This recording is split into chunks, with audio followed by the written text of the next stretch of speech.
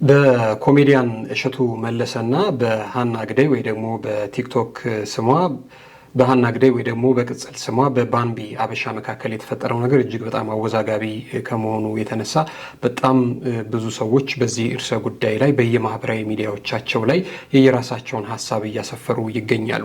ወዲህ እሸቱ መለሰ ልክ ነው፣ ወዲያ ደግሞ ባንቢ አበሻ ልክ ነች። እሸቱ መለሰ ማንና ምን ስለሆነ ነው እርሷን በሰው አይን አይቶ እንደ አምላክ ሊዳኛት የወደደው የሚሉ አሉ።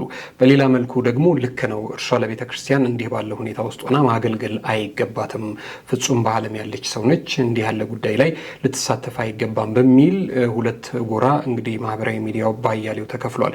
ይህ ጉዳይ ከዛሬ ነገ ይበርዳል ሲባል ጉዳዩ ግን ከመብረድ ይልቅ አሁንም እየተነሳ ብዙዎች የራሳቸውን ሀሳብ እየሰጡ ይገኛሉ።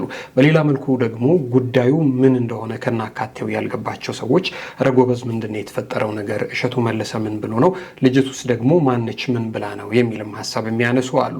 ባንቢ አበሻን ወይ ደግሞ ሃና ግደይን የማያውቋትም ሰዎች አሉ። በዛው ልክ ማህበራዊ ሚዲያ በስፋት የማይጠቀሙ ማለት ነው። እንግዲህ እሷ ማህበራዊ ሚዲያ ላይ ከ300 ምናምን ሺህ በላይ ተከታይ ያላት በቲክቶክ አካውንቷ ማለት ነው። እሸቱ መለሰን ደግሞ በጣም አብዛኛው ሰው በስፋት ያውቀዋል ማለት ነው። ኮሜዲያን ነው፣ የድንቅ ልጆች አዘጋጅ ነው። ከዚህ ጉዳይ ጋር ተያይዞ ማህበራዊ ሚዲያው በሁለት ጎራ ተከፍሏል። ዛሬ እናንተ ፍርድ እንድትሰጡ ነው። እኛ ይህንን ሀሳብ ወደ እናንተ እናመጣለን። እንዲህም ነው እንዲህም ነው ብለን ልናነሳና ብይን ልንሰጥ የምንችልበት ሁኔታ ላይ አይደለንም። የእርሶ ምልከታ ምንድን ነው? በባንቢ አበሻና በእሸቱ መለሰ መካከል በተነሳው እርሰ ጉዳይ ላይ እርሶ ያሉት አመለካከት ምንድን ነው? ማን ነው ትክክል? ሰላም የምንወዳችሁና የምናከብራችሁ የጊዜ ሚዲያ ቤተሰቦች እንዴት አላችሁ? በያላችሁበት የዓለም ጫፍ በያላችሁበት የሀገር ጥግ ሁሉ ሰላም፣ ፍቅር፣ ጤና ትሆኑ ዘንድ ዘወትር ምኞታችን ነው። ኤልያስ ደግነት ነኝ። የምትከታተሉት ጊዜ ሚዲያ ነው። በዛሬው መሰናዷችን እንዳልናችሁ በኮሜዲያን እሸቱና ሃና ግደይ ወይ ደግሞ በባንቢ አበሻ መካከል የተፈጠረውን ጉዳይ በተመለከተ ባለፍ ገደማ አንስተን ልንወያይና አሁን እንዲህ በዚህ ልክ ማህበራዊ ሚዲያውን የተቆጣጠረው ነገር ምንድነው፣ ደግሞ መፍትሄውስ ምንድነው የሚለውን ጉዳይ በተመለከተ እንድንነጋገር ፈቅደን ነው። ይህንን ጉዳይ ፈጽሞ ያላወቃችሁ አላችሁ፣ ግን ደግሞ በጣም ብዙዎቻችሁ ደግሞ ነገሩ ገብቷችሁ ሀሳቦቻችሁን የምትገልጹባቸው ቦታዎች ያጣችኋላችሁ። ስለዚህ ዛሬ እኛ ሚዲያ ላይ ከስር በሀሳብ መስጫ ሳጥን ውስጥ እየሰፈራችሁ የሚሰማችሁን ልክ ነው ልክ አይደለም የሚለው እንግዲህ ሁለት ጎራ ነው ማለት ነው። ልክ ነው፣ ልክ ከሆነ እንዴት፣ ማን ነው ልክ፣ እንዴት ነው ትክክል የሆኑት የሚሉትን ጉዳዮች የሚመለከታችሁን ሀሳብ መስጫ ሳጥን ላይ እንድታሰፍሩልን ነው። ወደ ዋናው መሰናዷችን ከመሄዳችን በፊት ጊዜ ሚዲያን አንድ ጊዜ ሰብስክራይብ እያደረጋችሁ ቤተሰብ እንድታደርጉን በትህትና ጠየቅን። ሰብስክራይብ ስለምታደርጉን ደግሞ እናመሰግናለን። ክበሩልን።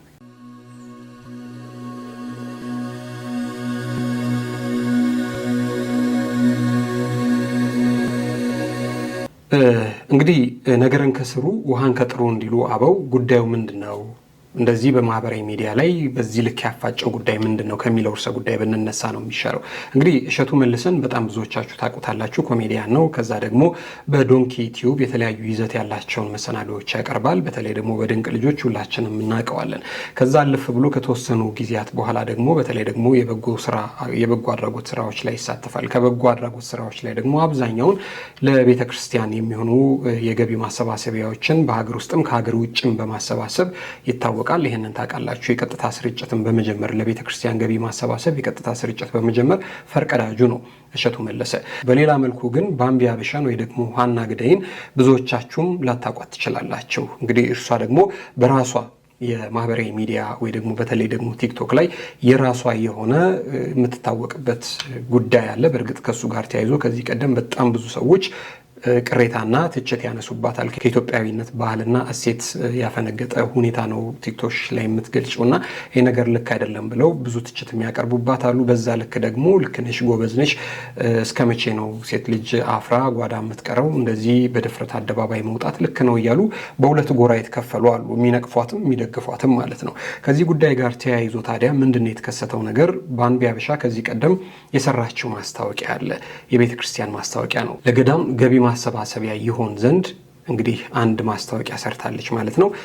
ለገዳማት ከሰራቻቸው ማስታወቂያዎች መካከል እስኪ መጀመሪያ እሱ የሰራችውን ማስታወቂያ እናሳያችሁ። እንግዲህ ከዚህ ቀደም የተሰራ ማስታወቂያ ነው፣ የገቢ ማሰባሰቢያ ማለት ነው። ሰላም እንዴት ናችሁ? እንደምታውቁት በሙታንሳ ማር ቅዱስ ሚካኤል አንድነት ገዳም ላይ የበረከት እጃችሁን ዘርጉልን ባልናችሁ መሰረት ሁላችሁም እስካሁን ድረስ የበረከት እጃችሁን እየዘረጋችሁ የእናቶች በዓትን አሰርታችሁ ጨርሳችሁ እንዲያርፉ ምክንያት ሆናችኋል። አሁን ደግሞ እንደምታውቁት ሁላችንም ተረባርበን የአባቶችን በዓት እያሰራንበት ያለንበት ጊዜ ላይ ነንና የፊታችን ጥቅምት 16 በሚሊኒየም አዳራሽ ታላቅ የሆነ የገቢ ማሰባሰቢያ የበረከት ጉባኤ ተዘጋጅቶልናል። ስለዚህ እናንተም እንዳትቀሩብን። የፊታችን ጥቅምት 16 በሚሊኒየም አዳራሽ መግቢያ 100 ብር ብቻ ነው የቲኬት ማለት ነው። እዚህ ጋር ደግሞ የንግድ ባንክም የአቢሲኒያም ባንክ አካውንት አስቀምጥላችኋለሁ። አሁንም ቢሆን ለአባቶች የተዘረጋጃችሁ እንዳይታጠፍብን። ከታች ለበለጠ መረጃም ስልክ ቁጥር አስቀምጥላችኋለሁ። በሚሊኒየም አዳራሽ ጥቅምት 16 እንገናኝ። ሰላም ሁኑ። እንግዲህ እንደተመለከታችሁት ይሄንን ማስታወቂያ ሰርታ ነበር። ታዲያ ይሄንን ማስታወቂያ እንግዲህ መሰረት አድርጎ ይመስለኛል እሸቱ እንዴት አንዲት ሰው በዓለም የነበረች ሰው በብዙ አይነት መልኩ በዓለም የምትመላለስ ብሎ አንድ ቪዲዮ ይሰራባታል ማለት ነው። እሱ ይህንን ጉዳይ በተመለከተ ቀጥታ ማለት ነው ስም ጠቅሶ ሀና ግዳይ ወይ ደግሞ ባንቢ አበሻ ብሎ ባይልም ነገሮች ግን የሚያመላክቱት በቀጥታ ማለት ነው እሷን እንደሆነ ያስታውቃል ማለት ነው። ያነሳቸው አንኳር ነጥቦች ላይ ቀጥታ እሱ ካነሳው ነገር ጋር ቀጥታ ምስሎች ያላት ባንቢ አበሻ ነች። ከዚህ ጉዳይ ጋር ተያይዞ ታዲያ ማህበራዊ ሚዲያ ላይ በጣም ትልቅ ሰጣ ገባ ይፈጠራል ማለት ነው። እርሷም ይህንን ጉዳይ በተመለከተም እሱ ማን ስለሆነ ነው እኔን የሚዳኘኝ በሚል ሌላ የመልስ ምት ሰጥታለች ማለት ነው። ነገሩ ፍርድ ለመስጠትም የከበደ ነገር ነው የሚሉም አሉ። እሸቱ ልክም ነው ልክ አይደለም የሚሉ፣ በሌላ መልኩ ደግሞ እሷ ልክ ነችም ልክ አይደለችም የሚሉ አሉ። ወደ ዋናው ጉዳያችን እንግዲህ አሁን ከመግባታችን በፊት አሁን መንደርደሪያ እንዲሆን የአንድ ሰው ጽሁፍ ላስደምጣችሁ፣ ከዚህ ጉዳይ ጋር ተያይዞ የተሰጠ ሀሳብ ማለት ነው። እሱን ስሙትና ወደ ሌሎኞቹ ጉዳዮች እንሄዳለን። አንዳንዴ ዝም ማለት ፈልጋለሁ፣ ግን ዝም የማያሰኝ ነገር ሳይ ልክ እንደዚህ ጻፍ ያሰኘኛል። እናም ይሄን ብያለሁ። ሰሞኑን በማህበራዊ ሚዲያ እያየን ያለነው የእሸቱና የባንቢ ጉዳይ ከግለሰቦች አልፎ የእኛን ማህበራዊ ሚዲያ አጠቃቀም የሞራል ሚዛንና የትችት አግባብን ፈታኝ ጥያቄ ውስጥ በግል የሚከት ሆኖ አግኝቼዋለሁ። ይህ የግል ምልከታዬ ነው። ታዲያ እኔን ጨምሮ ብዙ ሰዎች በአንድ በኩል ስህተትን በግልጽ መናገርና ስርዓት ማስያዝ ተገቢ ነው የሚሉ ወገኖች አሉ። እኔም እንደዛ ነኝ። በሌላ በኩል ደግሞ ትችቱ ከሰውነት ክብር የወጣ ሴትነትን ያዋረደና በሃይማኖት ስም የግል ህይወትን የዘለፈ ነው የሚሉ ድምጾች አሉ። በዚህም ውስጥ እኔም እንደዛው ነኝ። እንደ ተጨማሪ ሀሳብ ግን ለእኔ ይህ ጉዳይ ከነዚህ ሁሉ ነጥቦች በላይ ጠለቅ ይላል። ነገሮችን በግሌ የማይበት ነገር ከጥያቄ ይጀምራል። የኔ ጥያቄ የእሸቱ ሁኔታ ሂስ ወይስ ስድብ? ይህንን በደንብ ላብራራው ይገባል ይላሉ። ሲቀጥሉ እንዲያሉ አንድን ሰው አጥፍተሃል ብሎ ለመምከር ወይንም ስህተቱን ለማረም የሚመረጡ ቃላት ዓላማቸው ማነጽ ካልሆነ ግለሰቡን ማዋረድ ላይ ካተኮሩ ፋይዳቸው የት ላይ ነው? ኮሜዲያን እሸቱ ሰዎችን የማዝናናትና የማስተማር ሚና ቢኖረውም የአንድን ሰው ሰብአዊነት በሚነካና በሚያዋርድ መልኩ ቪዲዮ መስራት ግን ቀልድ ወይስ ቀጥተኛ ትችት? ሌላው የማምንበትን ማህበረሰቡም ያምናል ብዬ የማስበው ሐሳብ ብዙ ሰው ሲጨንቀውና ሲከፋው ራሱን የሚደብቀው መንፈሳዊነት ውስጥ ነው። ይሄም ትክክል ነው ብዬ በግል ያምናለሁ። እንዲህ የሚያደርጉትንም አበረታታለሁ። ሸክማቸው የከበዳቸው ሲመስላቸው ብዙ ነገር ለሚያምኑት እምነት ሊያደርጉ ይችላሉ። ባንቢም ይህንን አድርጋ ማስታወቂያ ለገዳም በግል ሰርታለች። ደግ አደረገች። ባንቢ በገዳማት አገልግሎት የምትታይበትና በቲክቶክ የምታደርጋቸው እንቅስቃሴዎች መለያየት እሸቱን ጨምሮ ብዙዎችን ግራ አጋብቷል። ነገር ግን ኃጢአት የሌለበት የመጀመሪያ ድንጋይ ይወርወር እንደሚባለው እስቲ ዛሬ እሸቱ ባንቢን በወቀሰበት ነገር እንዳለ ሆኖ እሱ የትኛው ጽድቅ የትኛው ስራው ነው አሜሪካ ሀገር ለገዳማት ገንዘብ እንዲያሰባስብ ያስመረጠው? የማናችንስ ሕይወት ነው ከስህተት የጠራው? ሰው በፈጣሪ ፊት ያለው ማንነት የመመዘን ስልጣኑ የማን ነው? ሁላችንም ሚዲያ ላይ የምናሳየውና በየቤታችን የምንኖረው ሕይወት አንድ ነው። በሰው ሕይወት ላይ ከመፍረዳችን በፊት እኛስ ብንሆን ሚዲያ ላይ የምናሳየው ቅዱስ ማንነት ከውስጣዊ ማንነታችን ጋር ምን ያህል ይስማማል ብሎ መጠየቅ ተገቢ ነው። ባንቢ ምናልባት የተሰማትን ነገር ፊት ለፊት ተናግራ ይሆናል። ስንቶቻችንን ግን ውስጣችንን ማንነታችንን ደብቀን ቀን እየጠበቅን ስንቶችን የጎዳን ስንቶችን ያስለቀስ ነው። እኛም እጃችንን ከመጠቆማችን በፊት ራሳችንን ብናይ መልካም ነው። የእናንተስ አስተያየት ምንድን ነው? ከመጋረጃው ጀርባ የጥቅም ጉዳይ ይኖረው ይሆን? ለኛ ያልተገለጠ ስህተትን ለማረም የግድ ስም የሚያጠፉ ቃላትን መጠቀም ግድ ነው ወይ? ወይንስ አስመሳይነትን ለመቃወም ማንኛውም አይነት ትችት መሰንዘር ይቻላልን? በሴቶች ልጆች ክብር ላይ የሚሰነዘሩ ትችቶችን ከባህላችንና ከእምነታችን አንጻርስ እንዴት ይታያሉ? በጨዋነት እንወያይ። የእናንተ ሀሳብ በብዙዎች መማሪያ ሊሆን ይችላል። ተስፍሽ ነኝ ከእውነት መንደር 4 ነጥብ አከተመ ሲል ተስፋ የተባለ ግለሰብ ይህንን ጉዳይ በተመለከተ ግራ ገብቶት ጽፏል። በተወሰነ መልኩ ለእሸቱ መለሰ ልክ ነው የሚል ሀሳብ አንስቷል። በተመሳሳይ መልኩ ደግሞ እሸቱን የሚወቀሰበት ጉዳይ አለ። አሁን ወደ ዋናው ጉዳይ ስንመጣ እሸቱ መለሰ ባምቢ አበሻን ምን ብሎ ነው የተናገራት? እርሷን በተመለከተ የተናገረውን ቪዲዮ እንመልከተው እስቲ። በዝሙት ቀስቃሽ ዳንሶቿ የምትታወቅ በዝሙት ቢያልፍልኝ እናንተ ምን ቸገራችሁ የምትል ከባለ ሀብት ጋር የመተኛት እድሉን ባገኝ አይኔን አላሽም ያለች መግለጫ የምትሰጥ ብልቅ ብላ እንዳደገች በይፋ የምትናገር ሴት ለአንድ ድርጅት ሳይሆን ለአንድ ገዳም ማስታወቂያ ሰርተዋት ማየቴ ትንሽ ያስደነገጠኝ። እምላችሁ በኃጢአት እንደምበልጣት ቅንጣት ታክል አልጠራጠርም። ነገር ግን በአደባባይ ኃጢአትን በመስበክ አዋርድ ያላትን ሴት የገዳም ማስታወቂያ ስትሰራ ማየት ለታዳጊ ልጆች ምንም ያክል የቆሸሸ ስብዕና ቢኖራችሁ ቤተ ክርስቲያን በእናንተ ትወከላለች የሚል ግንዛቤ ይፈጥራል። እንግዲህ የዚህችን ልጅ ግብር ልክ አይደለም ብሎ ማውገዝ መጀመሪያ ከአባቶች ይጠበቅ ነው። ጭራሽ በብልግናሽ ከሚያደንቁሽ ተከታዮችሽ ገንዘብ ለምኝልን ብሎ መሾም በኃጢአት ያፈራችሁትም ገንዘብ ቢሆን እግዚአብሔር ይቀበልላችኋል የሚል የተሳሳተ መልእክት አለ። እንግዲህ እሸቱ መለሰ ይህንን ጉዳይ ነው የተናገረው። ቃል በቃል ስም እንደዚህ ነው ብሎም ባይጠቅስ ጉዳዩን በተመለከተ ግን አሁን እሱ የተናገራቸውን ቃላት የተናገረችው ባምቢ አበሻ ነበረች፣ ከዚህ ቀደም ቲክቶክ ላይ ማለት ነው። ይሄ ጉዳይ ነው እንግዲህ በጣም ትልቅ መነጋገሪያ ርዕሰ ጉዳይ የፈጠረውና እርሷም ለዚህ የሚሆን የመልስ ምት ሰጥታ ነበረ። እንግዲህ የሰጠችው የመልስ ምት ያው ዱርዬ ነሽ ብለኸኛል፣ ይቅርታ ልትጠይቅ ይገባል። ይቅርታ ማትጠይቅ ከሆነ ግን አንተም ለልጅህ አባት አትሆንም፣ እኔም ለወላጆቼ ልጅ አልሆንም። ዱርዬ ነሽ ብለኸኛል፣ የማደርገውን ነገር አሳይሃለሁ የሚል ነገር ተናግራ ነበረ። ታዲያ ይህንን ጉዳይ በተመለከተ እሷ ይህንን ነገር ከተናገረች በኋላ በጣም ብዙ ሰዎች ይሄ ነገር ወንጀል ነው፣ ቀጥታ አደባባይ ላይ ዛቻ ስለሆነ በሕግ ያስጠይቅሻል የሚልም አስተያየት የሰጧትም ሰዎች አሉ። በየማህበራዊ ሚዲያዎቻቸውም ላይ ወጥተው ታዲያ ይህንን ጉዳይ በተመለከተ ልክ አይደለም እሷም የመለሰችው መልስ የሚል ደግሞ መልስም የሰጡ ሰዎች አሉ። ይህንን ተያይዞ የሰራችው ቪዲዮ አለ። አሁንም እልሃለሁ የመጣኸው በቤተሰቤ ነው። እኔም ቤተሰቦቼ ያለ ልጅ ይቀራሉ፣ አንተም ልጅህ ያለ አባት ይቀራታል። አለበለዚያ ይቅርታ ወጥተህ ትጠይቃታለህ፣ ቪዲዮህንም ታጠፋታለህ፣ ወይ ደግሞ እስኬት ድረስ መሄድ እንደሚችል ዱርዬ ብለኸኝ የለ ዱርዬ ምንም የሚያስጨንቀው ነገር እንደሌለው አሳይሃለሁ። እቺ ነው የምለው። ከዛ በተረፈ እንግዲህ እግዚአብሔር ልቦናው ይስጥህ። ሌላ ምን እልሃለሁ? እንግዲህ አሁን ነው ባምቢ ቤተሰብ የላትም ወይ መካሪ የላትም ወይ ጓደኛ የላትም ወይ ገሳጭ የላትም ወይ ማለት የሚገባቸው። ይሄ ቀጥታ ማለት ነው አስደፋሃለሁኝ፣ ወይ አንተ ትደፋታለህ ወይ እኔ እደፋታለሁ የሚል ቀጥተኛ የሆነ ዛቻ ነው። በህግ ደግሞ ማለት ነው ያስቀጣል። በዚህ መካከል ችግር ቢፈጠር፣ በዚህ መካከል እሸት የሆነ ነገር ቢሆን፣ እሸቱን ማጥቃት የሚፈልጉ ሰዎች እሸቱን ቢያጠቁት ቀጥታ ተጠያቂ ባምቢ ነው የምትሆነው። ማሰብ አለብን፣ ከመናገራችን በፊት ማሰላሰል አለብን። ይሄ እኮ ቀጥታ ዛቻ እኮ ነው። ወይ አንተ በዚህ ምድር ላይ ትኖራለህ ወይ እኔ አልኖርም፣ ወይ ልጆች ከአባት ያጣሉ ወይ የኔ ቤተሰብ ደግሞ እኔን ልጁን ያጣል አይባልም። ለዚህ ነው አንዳንድ ጊዜ የምታሟሙቁ ሰዎች፣ የምታጋግሉ ሰዎች አታጋግሉ፣ ትክክለኛውን የሆነ ነገር ተናገሩ። ሰው ትክክል የሰራ ይመስለዋል። አሁን እሷ በቃ ትክክል ያደረገች መስሏታል። የተናገረው ነገር እሱ ሁሉም ነገር ውሸት መስሏታል። በቃ እሷ ትክክለኛ ሰው እንደሆነች ነው የምታስበው። እንዴ በጣም እግር በእግር እየጠበቁ ሪከርድ የሚያደርጉ ሰዎች አሉ። ይሄ እንደ ወንጀል በሪከርድ ይቀመጣል እንጂ አሁን አትመክሩም? አሁን ነው መምከር፣ አሁን ነው ረፊ ማለት፣ ተይ በቃ ማለት አሁን ነው። መጠየቅ ካለባት በህግ መስመር በህጋዊነት ትጠይቅ። ኢቭን ስሙን ሁሉ አጥፍታለች። አንተ ቅርጥፍ አድርገህ ከቤተ ክርስቲያን ላይ ከተቸገሩ ሰዎች የምትበላ ሰው ነው ብለዋለች። ይሄ ያስጠይቃታል። ከዚህ በላይ ነገሩ እንዳይሄድ ማለት ነው፣ እንዳይቀሳሰር። ያው እኔም በተወሰነ መንገድ እያቀሳሰርኩኝ ነው። እንዳይቀሳሰር ፕሊስ ፕሊስ ፕሊስ ተረጋጉ።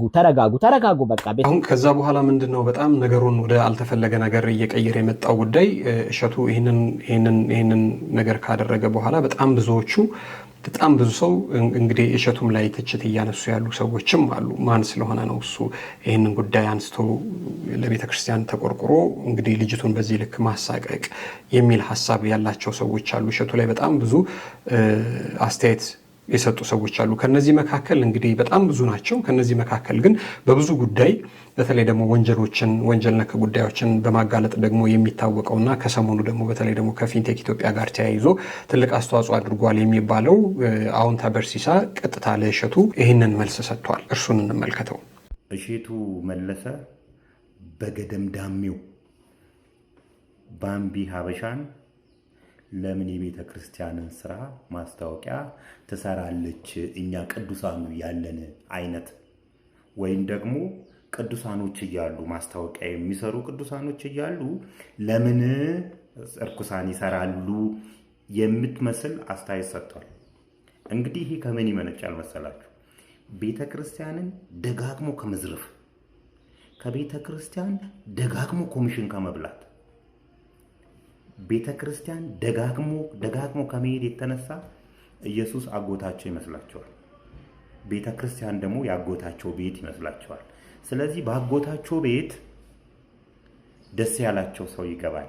እነሱ ቅዱሳን የሚሉት እርኩሳን ወደዛ አይጠጋም፣ በእነሱ መስፈርት ማለት ነው። ሲጀምር ቤተ ክርስቲያን የሃይማኖት ተቋማት የሚቋቋሙት እኮ ለቅዱሳን አይደለም።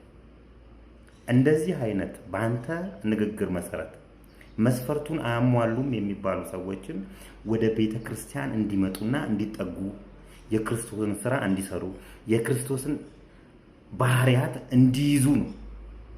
አንተ ባምቢ ሀበሻ እንደዛ አይደለችም ብለህ ካሰብክ ወደ ቤተ ክርስቲያን አስጠግተዋት የቤተ ክርስቲያንን ነገር ቢያስተምሯት እሷም የቤተ ክርስቲያን ማስታወቂያ ብትሰራ ምንድነው ኃጢአቱ ነው? ለዚህ እኮ ነው ብዙ ሰዎች ቤተ ክርስቲያን የሚመሽዋት። እኔ ኃጢአተኛ ከሆንኩ ወደ ቤተ ክርስቲያን እንድመጣ መገፋት ነው ያለብኝ እንጂ ከቤተ ክርስቲያን እንድርቅ በእንዳንተ አይነት ንግግር ማለት ነው። የግድ አንተ ነህ ኮሚሽን የምትበላው ሰውዬ፣ ደጋግመ ኮሚሽን የበላ ሰውዬ አንተ ነው ወደ ቤተ ክርስቲያን መሄድ ያለብህ። ክርስቶስ እነማንን ያከበረው? አረ ስብከት እያለኝ ነው ዛሬ። እነማንን ያከበረው እንዴ? ረጃጅሞቹን እኮ አይደለም ቁመታቸው ከሩቅ ክርስቶስ መምጣቱን የሚያውቁት ሰዎችን አይደለም እኮ አጭሩን ሰው እኮ ነው መርጦ እቤትህ እራት እንብላ ከቤተሰቦች ጋር እንደ ልብ ታየኛለህ ያለው። እንዴ ከእናንተ መካከል ኃጢአት የሌለበት ሰው መጥቶ ይውገራት ያለው እኮ ቅዱሳን ሴትን አይደለም እኮ። እግሩ ላይ ሽቶ የቀባችሁን እናንተ ምን አረጋችሁ? የመጣው ክርስቶስ ወደ ምድር የመጣው እኮ ለአጽያን እንጂ ለጻድቃን አይደለም።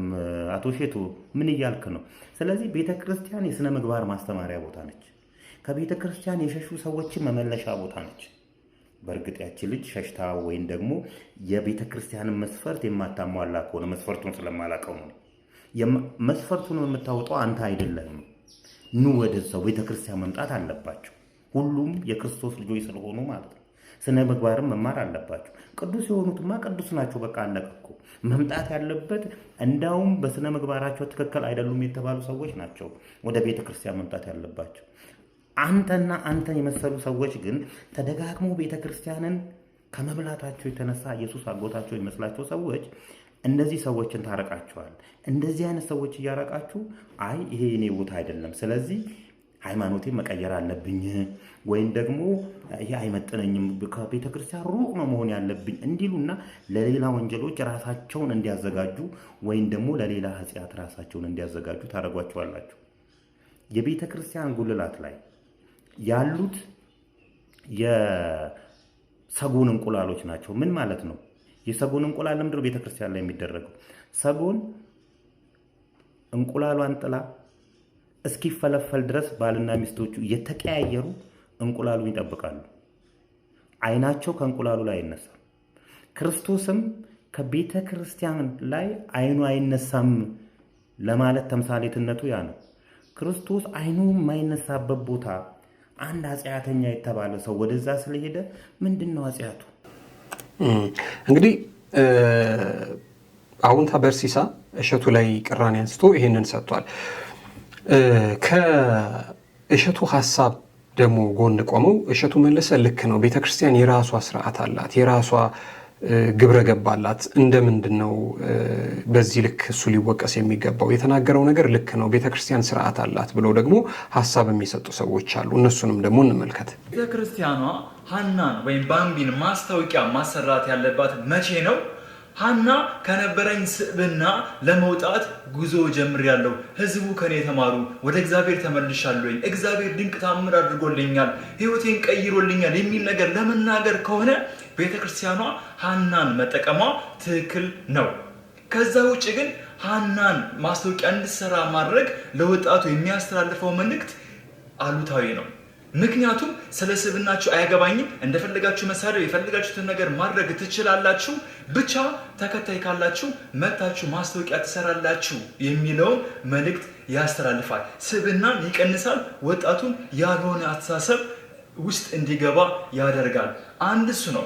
ሌላው ነገር ቤተ ክርስቲያኗ መልካም ስብዕና ያለው ሰው በተጨማሪ ደግሞ ብዙ ተከታይ ቲክቶክ ላይ ያለው ሰው አታ ነው ወይ ሂደው ባምቢን ወይም ሀናን ማስታወቂያ ስሪልኝ ያሏት? ይህም በራሱ ጥያቄ ያስነሳል። ማስታወቂያ መስራት አልነበረባትም በሚለው መልእክቱ እሸቱ ትክክል ነው። የተሳሳተው ጨፍራ ቤተክርስቲያን መሄድ የለባትም የሚለው መልእክት ነው። ምክንያቱም የሰው ልጅ ሁለት ቤት አለው። ስጋዊ ቤታችን ምንኖርበት፣ ምንበላበት፣ ምንጠጣበት ቤት ሲሆን ሁለተኛው መንፈሳዊ ቤታችን ነው። ቤተክርስቲያን ወይም መስጊድ ሊሆን ይችላል።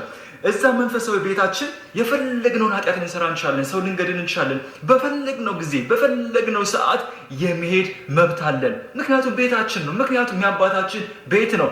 አትሂዱ አይባልም። የመሄድ መብት አለን። እንግዲህ ከዚህ ጉዳይ ጋር ተያይዞ በጣም አሳዛኙም አስደንጋጩም ነገር የነበረው ምንድን ነው? ይሄ ሁሉ ሜስ ከተፈጠረ በኋላ አና ግዳይ ወይ ደግሞ ባምቢ አበሻ በጣም አስደንጋጭ ነገር ነው ፖስት አድርጋ የነበረው። ምንድነው ያለችው? እዚህ ላይ እንደምትመለከቱት ምንድነው ያለችው? ባለጌው ደስ ይበለው ብዬ ነው። እኔም በጊዜ ከጌታዬ ጋር መሆን ይሻለኛል። እዛ እንደውም እህቴም ወንድሜም ይጠብቁኛል። እኔም ናፍቆኛል። ከቦኒ ጋር ሆነን እንጸልይላቸዋለን። ዘና ብላችሁ ኑሩልኝ፣ ይስፋችሁ አበቦቼ ብላ በጣም አስደንጋጭ ነገር ነው የጻፈችው። ይህ በጣም አስደንጋጭ ጉዳይ ነበረ። እንግዲህ ምናልባት የቦኒን መንገድ መከተል እፈልጋለሁ ወይ ደግሞ ከቀናት በአንዱ እንደዚህ ያለ ጉዳይ ልፈጽም እችላለሁ የሚል መልእክት ነው እያስተላለፈች ያለችው። ይሄ በጣም ብዙዎችን ያስደነገጠ ጉዳይና እንዴት ነው ነገሩ ብሎ ሰው ሊደርስላት ይገባል፣ በጊዜ ሊደርስላት ይገባል ያስባለ ጉዳይ ሆኗል። ከዚህ ጋር ተያይዞ ታዲያ 1 ሚሊዮን አካባቢ የታየላት ቪዲዮ ነበረ ጉዳዩን በተመለከተ። በቃ እኔ ከዚህ በኋላ ቤተክርስቲያንን አልመጥንም፣ በቃ ለቤተክርስቲያን መሆን ሰው አይደለም፣ ቤተክርስቲያንም እኔን እንዳትፈልገኝ፣ እኔ በዓለም ያለው ሰው ነኝ፣ እኔ የሚያምርብኝ በቃ መጨፈር ነው፣ ገዳማውያኑም እኔን የቤተ ክርስቲያን ስራ ስሪ ብለው እንዳይጠሩኝ የሚል በጣም በአጭር ጊዜ ውስጥ ወደ 1 ሚሊዮን አካባቢ የታየላትን ቪዲዮ ሰራች። እሱን ቪዲዮ እናሳያችሁ። ሃይ ጋይስ አይ ቲንክ ይሄ መጨረሻ ቪዲዮ ነው የሚሆነው በዚህ አካውንት። ላስት ዋርኒንግ ላይ ያለው አካውንቴ ኦልሞስት ሁሉም ቪዲዮዎች ጠፍተዋል። ማስተላለፍ የመጣሁት ሀሳብ የኢትዮጵያ ኦርቶዶክስ ቤተክርስቲያን ከዚህ በኋላ እኔ ጋር እንዳትመጪ ትወክለኛለች ብለሽ እኔ አልወክልሽም። እሺ እናቴ፣ አንቺን ሌቦች ምኖች ናቸው ሊወክሉሽ የከበቡሽ እና እኔ ልረዳሽ አልችልም። እነሱ 30-60 እየተካፈሉ ከነዲያን ጋር እነሱ ይጠብቁሽ። እኔ መጥቼ ካስቀደስኩብሽ፣ ጸበል ከተጠመቅኩብሽ፣ እናት ከሆንሽኝ ለእኔ ቤተክርስቲያን ይበቂ ነሽ። ዝም ብላችሁ እንጂ እኔ የገዳም ማስታወቂያ ከሰራው ዘመን የለኝም ነበር። እኔ እኮ ተጠግቼ አምላኬን ፈልጌ ተጠግቼ ጭራሽ ከአምላኬ ርቄ የቤቱ ተክሏ መሆንን ስታስተምሩኝ ትቼ ወጥቼ መጨፈር ከጀመርኩ ቆይቻለሁ። ዝም ብላችሁ የተነሳችሁብኝ። ስለዚህ ሃይማኖተኞችም ለእናንተ የሚሆን ፔጅ አይደለም። እዚህ ፔጅ ላይ አይዘመርም ምን አይልም። ቲክቶክ ላይ ስመጣ እኔ እንደውም እምነትም የለኝም። ከዚህ በኋላ ከመጣው ነው ወደ ዩቲዩብ መሄድም ይመስለኛል። ዩቲዩብ ልከፍት እያሰብኩኝ ነው። ምክንያቱም በቃ ደከመኝ ጋይስ። አሁን ደግሞ ከሰው ጋር አይደለም ገባችሁ ፋይት እያደረኩ ያለሁት በመንጋ ካሉ የመቅደስ እንትኖች አጋንንቶች ጋር ነው ፋይት እያደረኩ ያለሁት እና እነዚህ ደግሞ ይከብዱኛል። እኔ አልቻልኩም። እውነት እኔ ቦኒ ታድለሽ ማለት ጀመርኩኝ ዛሬ እና ከፋኝ እንደዚህ ማለት የራሱ። ስለዚህ አትምጡብኝ እሺ። እኔ ጋር መጣችሁ ምንም የምካፈላችሁ ነገር የለም። በጣም ብዙ ቲክቶከሮች አሉ እስካሁን የገዳም ማስታወቂያ የሚሰሩ፣ ከእነሱ ጋር ጨርሱ። እኔ አልፈልግም፣ አልሰራም። ጠልቼውን የወጣሁት መጨፈሩ መርጫለሁ። ብር ከመብላት ከገዳማውያን ከነዲያን ብር ከመብላት መጨፈሩን መርመጥመጡን ሞክሬያለሁ። ከ10 ጻድቅ ጋር ከመዋል ከ100 ኃጢአተኛ ጋር መዋል መርጫለሁ። አምላኬንም እዛ ነው ያገኘሁት። ስለዚህ ተመችቶኛል። አታስቡልኝ ለኔ። ከዚህ በኋላ ግን መዝሙር ስለማታዩ እኔም ስለማልሰራባችሁ አንፎሎ አድርጋችሁ ከፔጅ ወጡ። እሺ? ስንት አይነት ብልግና በሚሰራበት አገር የአንድን ሴት ልጅ ህይወት ለማጥፋት ይሄን ያህል ከፍና ዝቅ አትበሉ። እንግዲህ ይሄ ወደ 1 ሚሊዮን አካባቢ የታየላት በጣም በአጭር ጊዜ ውስጥ ወደ 1 ሚሊዮን አካባቢ የታየላት ነው። በጣም በአጭር ጊዜ ውስጥ ከዚህ ጉዳይ ጋር ተያይዞ ብሶቷን የገለጸችበት እና በነገራችሁ ላይ እዚህ ላይ ያነሳቸው ሀሳብ አለ። ቪዲዮውን ተመልክታችሁት ከሆነ በጣም ብዙዎቹ የቤተክርስቲያን ማስታወቂያ የሚሰሩ ቲክቶከር ብሏቸው ሌሎችም ሰዎች በኮሚሽን ነው የሚሰሩት። እኔ በኮሚሽን እንደነሱ እየሰራሁ ከድሃ ላይ ከገዳማውያኑ ላይ ብር በኮሚሽን ከመወስድ በዓለም ብጨማለቅ ይሻለኛል ብዬ ያኛውን ህይወት ጠልቼ ነው ወደዚህ የመጣሁት የሚል ሀሳብ ነው ያነሳችውና በቃ ተውኝ ብላለች። የሚያሳዝነው ነገር እንግዲህ እዚህ ጋር እኔ የቦኒን መንገድ እስክመርጥ ድረስ እኔ ብቻ በምድር ያለው ኃጢአተኛ እኔ ብቻ እስክመስል ድረስ ለምንድን ነው እንደዚህ ከፍ ዝቅ የምታደርጉኝ የሚል ነገር ነው የተናገረችው። በእርግጥ ከዚህ በፊት የምትሰራቸው ኮንቴንቶች የእውነት ለልጅ ይሆናሉ፣ ለባህል ለኢትዮጵያዊ ባህል ይሆናሉ ምናምን የሚለው ጉዳይ በሌላ ጉዳይ የምንመለከተው ወይ ደግሞ እሱ እናንተ የእርሷ ቲክቶክ ውስጥ ገብታችሁ ፍርድ የምትሰጡበት ጉዳይ ነው የሚሆነው። ይህንን በተመለከተና የተነሱ ትችቶችን ምናምን በተመለከተ ታዲያ ከዚህ ቀጥሎ ምንድነው የሆነው ነገር? እሸቱ መለሰ ትላንትና እንግዲህ ዛሬ ማምሻውን ይቅርታ ጠይቃለሁ የሚል ነገር ለጠፈ ማለት ነው። እሸቱ ይቅርታ ጠይቃለሁ ብሎ ሲለጥፍ ማህበራዊ ሚዲያው ሌላ መልክ ያዘ ማለት ነው። ሌላ መልክ ያዘ ማለት በጣም አብዛኛው ሰው ዋው ድሮም ጀምሮ እናከብረው ነበረ። በዚህ ልክ ሰው ይቅርታ እንግዲህ ተጸጽቶ ይቅርታ ሊጠይቅ ከሆነ እሰየው ነው፣ በጣም ትልቅ ሰው ነው፣ በጣም ነው የምናከብረው ብለው ይቅርታውን ሲጠብቁ የነበሩ ሰዎች ነበሩ ማለት ነው። ማምሻውን የእሸቱ መለሰን ይቅርታ። በሌላ መልኩ ደግሞ እሱን ሲደግፉ የነበሩ ሰዎች ነበሩ። እናንተ እንደተመለከታችሁት ለምንድን ነው ይቅርታ የሚጠይቀው? የተናገረው ነገር ልክ ነው፣ ያነሳው ሀሳብ ልክ ነው፣ ውሃ የሚያነሳ ሀሳብ ነው። ስለዚህ ለምንድን ነው ሚዛን የሚደፋ ነገር እኮ ነው የተናገረው? ምንድን ነው ይቅርታ የሚያስጠይቀው? እንደሷ ያለ ሰው የቤተክርስቲያን ማስታወቂያ መስራት የለበትም፣ እንዲህ ብሎ መናገሩ ይቅርታ የሚያስጠይቅ ነገር አይደለም ብለው ደግሞ እርሱ ደግሞ ይቅርታ ልጠይቅ ነው ካለው ጉዳይ ጋር ተያይዞ ሌላ ሀሳብ ተነሳ ማለት ነው። ታዲያ በጣም በሚገርም መልኩ እንግዲህ እሸቱ እዚህ ጉዳይ ላይ ይቅርታ ይጠይቃል ተብሎ ሲጠበቅ እርሱ ግን ይቅርታ የጠየቀው ሌላ ጉዳይ ላይ ሆነ። እስከ ዛሬ ድረስ እንደዚህ ያሉ ጉዳዮችን እያየው ማለፌ አለማንሳቴ በጣም በደለኝነት ነው። እዚህ ጉዳይ ላይ ነው ይቅርታ የምጠይቀው ብሎ ጭራሽ ያልተገመተ ነገር ላይ ይቅርታ ጠየቀ ማለት ነው። ምንድነው ታዲያ የእሸቱ የይቅርታ መልእክት? እንግዲህ ትውልዱን እስከዛሬ ማዳን ሲቻል ማዳን ባለመቻሌ፣ እዚህ ጉዳይ ላይ መስራት ባለመቻሌ ትልቅ ይቅርታ ጠይቃለሁ ብሎ ይቅርታ የጠየቀው በሌላ ጉዳይ ሆነ። ይህንንም ጉዳይ ደግሞ ሌሎች ሰዎች ሀሳብ አነሱበት ማለት ነው። ይቅርታ ጠይቃለሁ ብሎ አሁንም የሰው ትኩረት ሳበበት።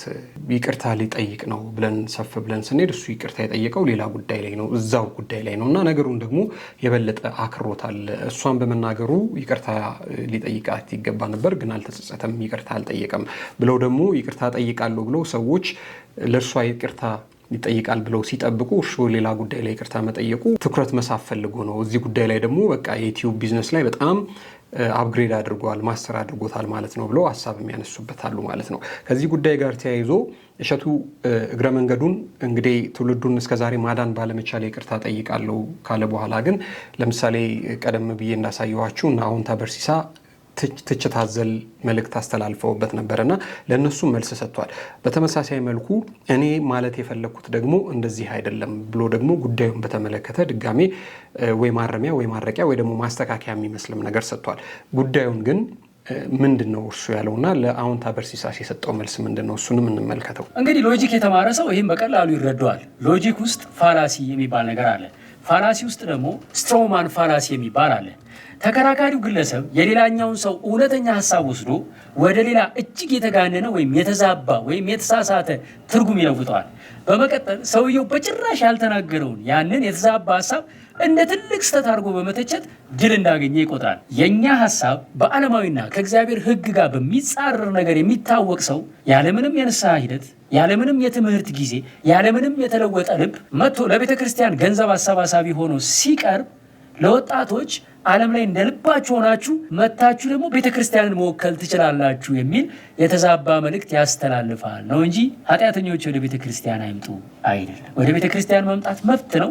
ነገር ግን ቤተክርስቲያንን የቲክቶክ ፓርትቱ መተወኛ ቦታ አድርጎ እየቀረጹ ጭፈራ ቤትንና ቅድስት ቤተክርስቲያንን በአንድ ገጽ በተከታታይ ቪዲዮ በመልቀቅ በአንድ ሚዛን መስፈር ቢለመድም ባለም በፍጹም ኖርማል አይደለም። እንግዲህ ኖርማል አይደለም ብሎ በጀመረው ፕሮግራም ላይ ይህንን ጉዳይ መልስ ሰጥቶበታል ማለት ነው። አሁን እሸቱ እዚህ ጋር ማለት የፈለገው እኔ ማለት የፈለግኩት ማንም ሰው ወደ ቤተክርስቲያን ከመምጣቱ በፊት በንስሐ መመለስ አለበት፣ ለቤተክርስቲያን አገልግሎት ብቁ መሆን አለበት፣ ዝም ብሎ ዘው ብሎ መጥቶ እዚህ ውስጥ መግባት አለበት ብዬ አላስብም። እኛ ያልነው ይሄ እየተባለ ያለው ነገር ደግሞ ሌላ ጉዳይ ነው እንጂ ልጅቱ ለምን ቤተክርስቲያን ሄደች አይደለም በሚል እንግዲህ ይህንን ጉዳይ መልስ ሰጥቷል። እግረ መንገዱንም ደግሞ ከሎጂክና ከፋላሲ ጋር አንስቶ ለአዎንታ በርሲሳም እንግዲህ መልስ የሚሆን ነገር ሰጥቷል ማለት ነው። ይሄ ጉዳይ አሁንም አልረገበም። ከዚህ ጉዳይ ጋር ተያይዞ አሁንም በስፋት መልስ እየሰጡ ያሉ ሰዎች አሉና እሸቱ ለምንድን ነው በዚህ ልክ ልጅቱን ጠምዶ የያዛት?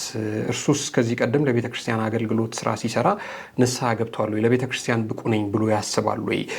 እንግዲህ ልጅቱን ሲወቅስ የሆነ ቦታ ላይ በኃጢአት በበልጣትም ግን እርሷ እንደዚህ ያለ ነገር ልትሰራ አይገባም ብሎ ነበር የጀመረው እና አንድን ሰው በኃጢአት በልጠዋለሁ ካለ በኃጢአት የሚበልጠውን ሰው ለምን ኃጢአቱን ያበዛብታል? ለምን ስለ እሱ ኃጢአት ያወራል?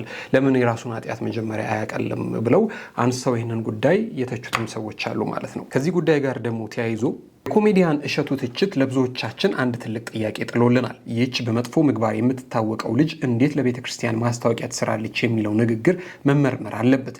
ለመሆኑ ጥሩና መጥፎ ሰውን የሚለየው ማን ነው? የሰው ልጅ ውድቀት የመጨረሻው ምዕራፍ ነው ወይንስ አዲስ ጅማሬ ነው? የባምቢ ታሪክ የመጥፎ ምግባር ታሪክ አይደለም። የባምቢ ታሪክ የአንድ ሰው ልጅ የግል ሕይወት በክህደት አደባባይ ላይ የፈሰሰበት ነው። ማህበረሰቡ ሰብአዊነትን ጥሎ ድንጋይን ይዞ የወጣበት ታሪክ ነው። እሷ ግን በሞት ጥላ መካከል አልፋ የትንሣኤ ብርሃን አየች። እሷ የጥንካሬ ተምሳሌት ሆናለች። የግብዞች አደባባይና የዲጂታል ድንጋይ ውርበራ በዘመናችን ይታያል። ከ2000 ዓመታት በፊት በኢየሩሳሌም አደባባይ አንዲት ሴት በኃጢአት ምክንያት ተከባ ነበር። ዛሬ ደግሞ በቲክቶክ እና በፌስቡክ አደባባይ ያ ታሪክ ተደገመ። ያኔ ድንጋይ በእጁ ነበረ። ዛሬ ግን በሼር እና በሚም እንዲሁም በስድብ ቃላት ተቀይሯል። ኮሜዲያን እሸቱ እንዴት ለቤተ ክርስቲያን ትሰራለች ሲል ትልቅ ስህተት ሰርቷል። ቤተ ክርስቲያንን የጻድቃን ክለብ ሳይሆን የኃጢአተኞች ሆስፒታል መሆኗን የዘነጋው ይመስለናል። የክርስቶስ እግር በእንባዋና በሽቷ ያጠበችው ማርያም መግደላዊት ስታለቅስ ይሁዳ ተቃውሞ ነበር። ይሁዳ በመንፈሳዊ ካባ ተሸፍኖ ይህ ሽቶ ተሽጦ ለድሆች ቢሰጥ አይሻልም ነበርን ሲል ተሟግቷል። ዛሬም ለቤተ ክርስቲያን ክብር የተጨነቁ የሚመስሉ ነገር ግን የሰውን ነፍስ የሚሰብሩ ጥቂት አይደሉም። ባምቢ ሮጣ ወደ ፈጣሪዋ ጉያ ስትሸሸግ ድንጋይ ይዘው ሊወግሯት የወጡት ሁሉ ከፈጣሪ ምሕረት ጋር የተጋጩ ናቸው። ኃጢአት የሌለበት መጀመሪያ ድንጋዩን ይወርውር ቢባል ዛሬ አደባባዩ ላይ ባዶነት እንጂ ማንም አልተገኘም ነበር። ሰንበሌጧ ባምቢም ዝቅ ብሎ በማለፍ ቀና ብሎ መቆም ችላለች። ባምቢ ላይ የደረሰው ጥቃት የምግባር ብልሹነት ሳይሆን የእምነት ክህደት ውጤት ነው። በምታምነው የደረሰባት የሳይበር ጥቃት እርቃኗን አደባባይ ላይ ጣላት። ዓለም ሁሉ ሊቀብራት ጉድጓድ ቆፍሮላታል። እሷ ግን እንደ ሰንበሌጥ ነበረች። ኃይለኛው የጥላቻ ነፋስ እስኪያልፍ ድረስ ዝቅ ብላ አናቷን ፈጣሪዋ ስር ሸሽገዋለች። ባምቢ አዋሯን አራግፋ በመነሳት ለውርደት የተቆፈረውን ጉድጓድ ለክብር መሰላል አድርገዋለች። ክፋትን በሳቅ ማሸነፍ ሌላው ጥንካሬዋ ነው። ነገሩን በራሷ ላይ ቀልዳ ስታቀርብ ሊያዋርዷት የሞከሩትን ሁሉ አሳፍራቸዋለች። ጨለማን በጨለማ ማጥፋት አይቻልም። እሷ ግን በሳቅ አሸነፈችው። የተስፋ ጮራ መሆን ለብዙዎች ብርታት ነው። ዛሬ በቲክቶክ ላይ የምታሳየው ብቃትና ታለንት እንዲሁም በራስ መተማመን ለሴቶች ትልቅ ትምህርት ነው። የእሸቱ እንባና የባምቢ ህመም የሚገርም ልዩነት አለው። በቅርቡ አንዲት ወጣት በማህበራዊ ሚዲያ ጫና ራሷን ስታጠፋ ኮሜዲያን እሸቱ እያለቀሰ ራሳቸውን አታጥፉ ሲል ቪዲዮ ቀርጿል። ታዲያ ለሞተችው እያለቀሱ መሳሳትና በህይወት ያለችውን በቃላት መውጋት ምን ይሉታል? ለሞተችው ማልቀስ ቀላል ነው። በህይወት ያለችውን ማበረታታት ግን ሰብአዊነት ይጠይቃል። እውነተኛው መንፈሳዊነት ሰውን ከገደል ዳር ማዳን እንጂ ገደል ውስጥ የወደቀውን መርገጥ አይደለም። በዛሬው ዘመን እርቃን መሆን በቪዲዮ መቀረጽ ብቻ አይደለም። ሰብአዊነትን አጥቶ ሌላውን ለመጣል መሞከር እርቃን ነው። ባምቢ ተቀብራ ትቀራለች ሲሏት እርሷ ግን እንደ ዘር አብባ ወጥታለች። ከእሸቱ ትችት ይልቅ የባምቢ የነፍስ ጥንካሬ ይበልጥ ያስተምራል። ባምቢ የማትሰበር ሴት ሆናለች። የኢትዮጵያ ሴቶችም ከባምቢ መማር ያለባቸው ይህንኑ ነው። ማህበረሰቡ ድንጋዩን ይወርውረና አንቺ ግን በዚያው ድንጋይ የጥንካሬ ህንፃሽን መገንባት ትቻለሽ። ማሸነፍ መውደቅ ሳይሆን ከወደቁበት ተነስተው ዓለምን እያሳቁና እያስደነቁ መኖር ማለት ነው ሲሉ ደግሞ እኚህ ግለሰብ ባምቢን ደግፈዋታል ማለት ነው። በሌላ መልኩ እንግዲህ እሸቱ በሁለተኛው ክፍል ላይ የተናገረው ነገር ልክ ነው፣ እርሱንስ ለምንድን ነው በዚህ ልክ ወራችሁ ከሰጠው ሀሳብ ይልቅ ራሱን የምትተቹት ደግሞ ያሉም ግለሰቦች አሉ።